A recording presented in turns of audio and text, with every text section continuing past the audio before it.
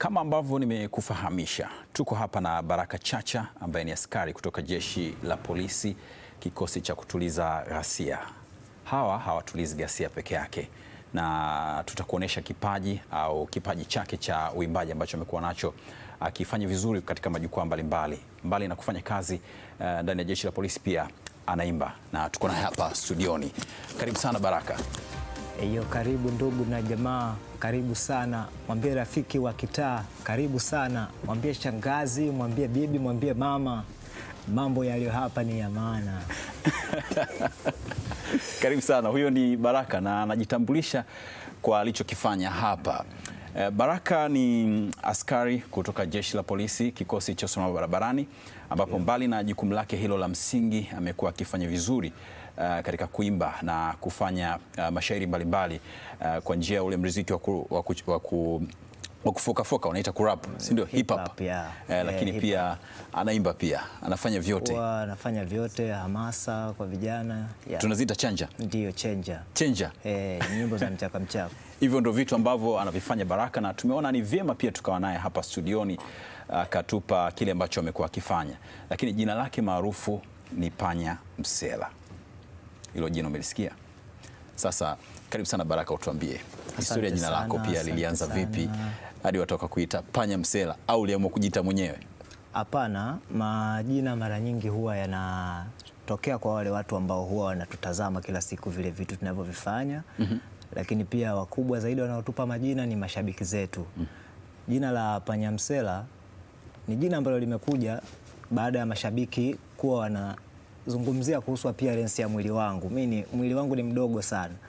Ni kamwili kangu kadogo sana, hata ukinitazama. Lakini pia tunapokuja kuzungumzia swala la msela, msela kwa nchi yetu ya Tanzania, ukiangalia katika mitaa yetu tunakuwa tunaona kwamba msela ni mtu wa aina gani. Kwa tafsiri ya moja kwa moja au tafsiri rahisi ambayo inaweza ikamfanya mtu kuelewa zaidi, msela ni yule mtu ambaye yupo mtaani, anachangamana na kila aina ya mtu, haijalishi ni mtu wa hadhi gani, yupo pale. Lakini anapokuwa mtaani ni mtu ambaye kwa namna moja ama nyingine anakuwa anafahamu hali halisi ya mtaa uko vipi, changamoto za mtaa ziko vipi. Na hiyo ndio ilikuwa chanzo cha wewe kukupa jina hilo? Kwa sababu nipo mtaani pia, mbali na kazi yangu ya polisi, naishi katika mtaa pia. Baraka, ni kitu gani ambacho kilianza kati ya wewe kuingia ndani ya Jeshi la Polisi au kazi yako ya muziki? Kilichoanza ukiwa na maana gani hapo, nieleweshe kidogo? Kwa maana ya kazi ambayo ulianza kuifanya. Muziki ulianza kabla au ulikuwa umeshaingia ndani ya Jeshi la Polisi ndio ukaanza muziki? Sawa, muziki ni kipaji ambacho nilikuwa nacho tokea nipo shule ya msingi, lakini nilivyokuwa shule ya msingi haikuwa serious sana kwa sababu ya mambo tu hapa na pale. Lakini nilipokuja nimeingia sekondari, basi nikawa nishajua kwamba mimi ni mtu wa aina gani, kitu gani kipo ndani yangu. Kwa hiyo nikaanza kufanya muziki, ingawaje kurekodi kwa kipindi hicho nilikuwa sijawahi kufanya recording yoyote, lakini nilikuwa na uwezo wa kukalili mashairi, nikawa na uwezo wa kuweza kuchukuliwa na walimu na nikaweza kuperform mbele ya matamasha mbalimbali ya shuleni. Kwa hiyo ndipo nilipoanzia hapo, lakini sikuwahi kufanya muziki serious kipindi ambacho nipo shuleni, hapana. Na mpaka hapa nilipo, wazazi wangu wenyewe hawajawahi kuniona nikiimba, zaidi ya kuona siku hizi sasa mitandaoni baada ya kufanya recording mbalimbali. Mtazamaji, Baraka amejipatia umaarufu mkubwa mitandaoni kutokana na ambacho amekuwa akikifanya kwa upekee wake, lakini pia chini ya Jeshi la Polisi Tanzania, lakini pia yeye akifanya wanamuziki, akifanya vizuri hususan katika eneo hilo kwa kupitia kipaji chake, na ndio maana tuko naye hapa. Na ni kibao gani ambacho kilikutambulisha hususan kwenye industry ya music? Kwenye muziki, ingawaje nimeanza kurekodi 2015 nyimbo yangu ya kwanza. Ndio nirekodi, inaitwa Fallen Soldier. Inazungumzia maisha halisi ya askari anapokuwa yupo katika mapambano ya kivita, lakini inaanzia anapotoka nyumbani mpaka anapofika vitani. Mazingira yale inazungumzia hivyo. Hiyo ndio nyimbo ya kwanza ambayo kwa mara ya kwanza watu wananisikia mimi nikiwa na rap. Sio vibaya na sisi tukakusikia pia. Lakini kwenye hiyo Fallen Soldier naweza nikaimba kidogo. kamanda begi mgongoni, safari nyikani, machozi kwa mke na wazazi, hakuna amani nyumbani, kuna amani nyumbani juu ya kule ninapokwenda, nimekosa ushindani na amani ya nchi imekwenda, sina budi kwenda mbali na mimi nitawakumbuka, ndugu na jirani, po siku homu nitakuja, bibi na babu, long time mawazo. Oya, ni hatari. Ni hatari, ni hatari, ni hatari, ni hatari. Hebu tupe safari yako, unapofanya kazi na wakati huo unafanya muziki, inakuwa vigumu au rahisi kiasi gani? Ninapokuwa nafanya kazi na muziki, kuna muda ambao unakuwa ni kwa ajili ya mapumziko baada ya kazi, ingawaje sisi tunakuwa tunafanya kazi masaa 24 kama jeshi la polisi. Naweza nikatoka kazini lakini nipo kazini pia. Nakuwa niko standby. Umeona? Kwa hiyo tunapokuwa tunapata ule muda wa mapumziko, kwa namna moja ama nyingine, unaweza ukawa umetulia ukaandika kitu. Kuandika unaandika tu. Unaweza ukaandika nyimbo au mashairi ya ukawa umehifadhi, lakini pia ukipata muda unaweza ukarekodi pia, lakini mambo sio kwamba yanabana sana. Kuna muda ambao unaweza ukapata hata dakika kadhaa za kufanya kitu. Unapataje, unajigawaje hususan katika hilo, unajigawa vipi kwa maana ya wakuu wako wa kazi wanaelewa ambacho unakifanya, si ndivyo? Na ni kwa namna gani pia wanakuunga mkono katika hichi ambacho unakifanya kwa maana ya music pamoja na kazi yako?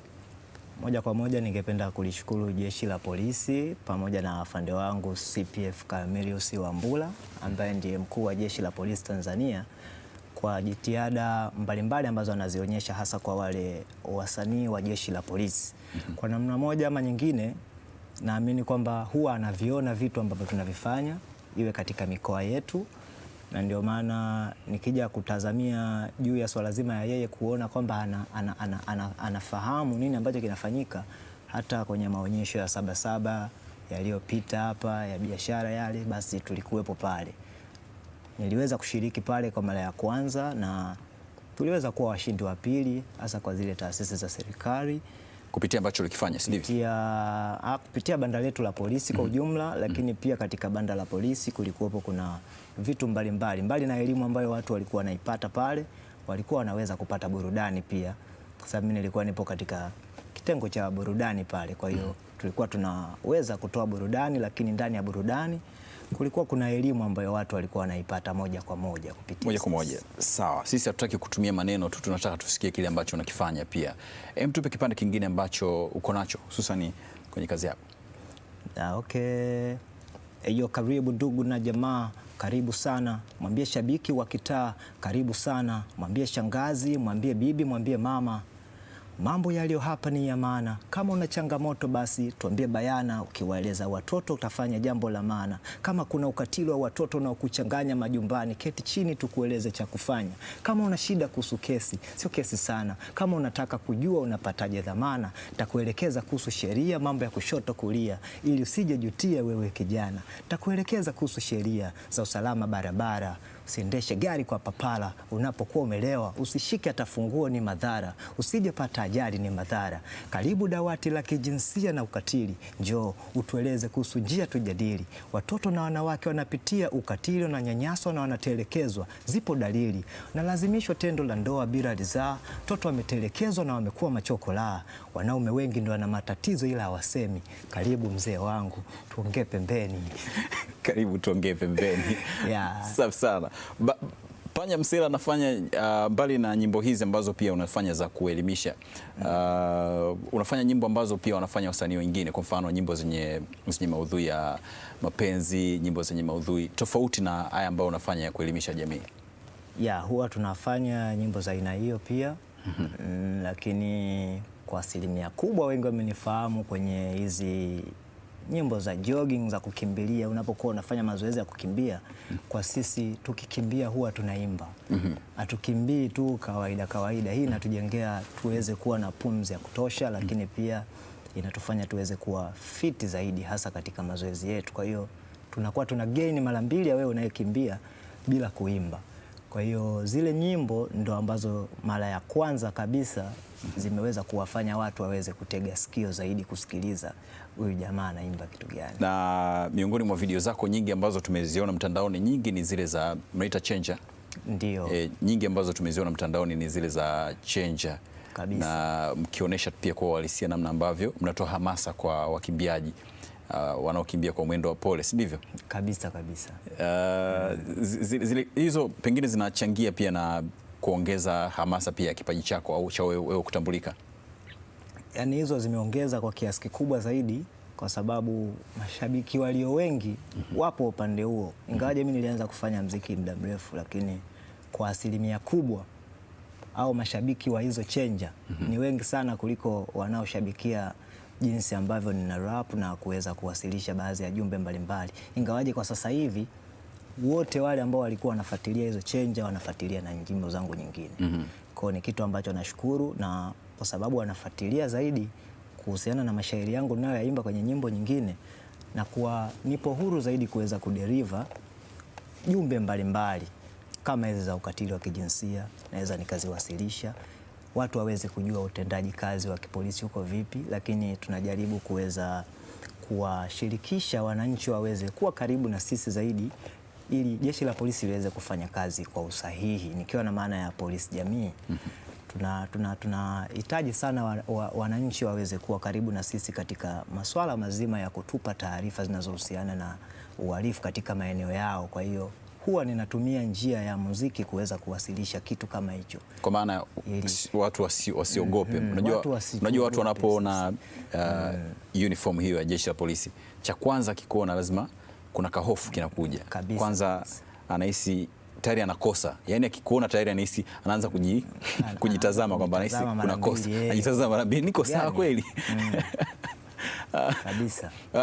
Zile change ambazo huwa mnazifanya, huwa mnatunga wakati mnaendelea kukimbia au au unakuta tayari una simulizi yako, unaanza kuitunga au unaitunga kabla, ndipo ambapo wakati mnakimbia unaendelea kuisimulia? Kwa asilimia kubwa zamani watu tulikuwa tukiingia tunaimba zile ambazo tunazikuta, lakini kwa sababu mimi ni mtunzi wa mashairi mbalimbali na mwanamuziki pia, nilikuwa najaribu kuweza kuandika baadhi ya chenja, ikiwa na maana ya hizo nyimbo za mchaka mchaka, ili mradi mbali na mazoezi tunayoyafanya ya ukimbiaji aidha kwenye jogging na nini, watu wapate kujifunza kitu pale, kwa sababu tunapokuwa pale tunakuwa kwenye swala zima la kuweza kufanya mazoezi na kujenga akili yetu iweze kuwa makini zaidi katika mambo mbalimbali tunayotaka kuyafanya. Lakini mwili unapokuwa umejiandaa kupokea kitu katika hali ya kimazoezi, basi na sisi tunajaribu kupeleka jumbe mbalimbali mwili. Sawa. Baraka, tunapomalizia labda utupe kibao kingine kimoja ambacho ni nje ya maudhui haya ambayo ni ya kuelimisha ambayo umekuwa ukiyatumia. Tupe kimoja wakati tunapomalizia mjadala wetu. Haya, okay. Kuna ujumbe huu unasema, pakisha kucha utawakuta kwenye barabara, utawakuta wamechafuka bila hata ndara, wanazunguka kutafuta kwenye daladala, bila nishai unawafukuza na bado hawajala, wanatamani kupanda basi la njano, kweli wanatamani kula chapati za ngano, wanatamani tuwe kwenye mapambano, tupambane kwa ajili yao warudi kwenye shindano, kweli wanatamani wawe na maisha yao, magari, majumba, watoto na wake zao, waishi kwa amani furaha wakiwa kwao, wayaishi maisha yao yaliyo kwenye ndoto zao, wakamilishe ndoto za kuwa mawaziri, wakamilishe ndoto za kuwa mawakili, tutokomeze soko la huu ukatili wa kijinsia kwa uhalisia sio dili. Wamekosa wazazi, wamekosa mavazi, wamekosa malazi na hata vibanda vya nyasi, wamekosa miswaki, wanaokota maradhi, wamekosa maandazi hata ile chai ya rangi. Asante sana. Hii inaweza ikawa inawakumbusha watu kuhusiana na watoto wa mtaani, waweze kuangalia kwa jicho la pili. Wao ni watoto na pia wanahitaji kuweza kupata baadhi ya mahitaji ambayo wanahitajika kupata. Huenda wana wazazi au hali tu ya maisha wamejikuta wako mitaani.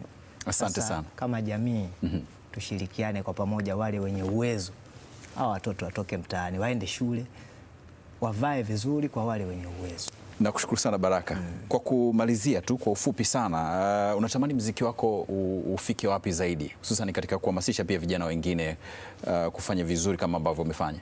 Kwa ufupi sana. Kwa ufupi zaidi, natamani muziki wangu kwanza watu watege sikio sana katika hii muziki ambayo huwa tunaitoa, kwa sababu inabeba kitu kikubwa zaidi, kwa sababu muziki ni moja kati ya chombo muhimu sana kinachoweza kusababisha ujumbe ukasambaa kwa urahisi. Tunakupataje kwenye mitandao ya kijamii? Kwenye mitandao ya kijamii ukiingia TikTok utanipata kwa Panya Msela kama jinsi ilivyo, lakini Instagram Panya Msela 16, Facebook Panya Msela 16, YouTube Panya Msela. Ninakushukuru sana Baraka. Asante sana. Asante sana kwa ushiriki wako kwenye Habari Wikendi. Nashukuru sana.